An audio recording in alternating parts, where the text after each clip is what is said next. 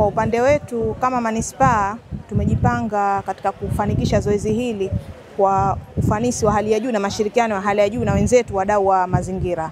Kwa upande wetu tumeanza na leo katika kuelekea kuadhimisha siku kubwa hii ya mazingira. Tumekuja kufanya usafi katika maeneo haya ya fukwe, lakini vile vile wenzetu wametuambia hapa wameandaa program maalum pale Kisonge.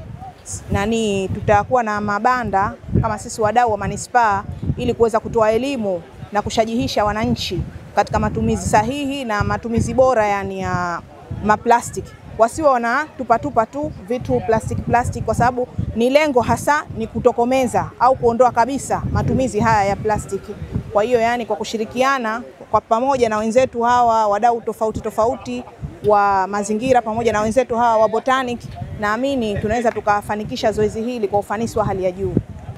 Kwa upande wetu manispaa tuna adhabu kulingana na sheria zetu tulizokuwa tumeweka pale. Tunapambana na hawa watu wanaotumia plastiki. Kuna zile adhabu za papo kwa papo, lakini pia kuna fine tofauti. Kwa hiyo tumejipanga na tutahakikisha kwamba tunakwenda kwa mujibu wa sheria na taratibu ambazo tumeweka, kwa sababu tukiruhusu hivi vitu viendelee tutakuwa hatufikii yale malengo ambayo tunategemea. Kwa hiyo mimi naamini kupitia hizi sheria zetu tulizoweka na kanuni tutachukua hatua kwa yeyote ambaye anatukwamisha au anatuzuia kusafisha mji wetu.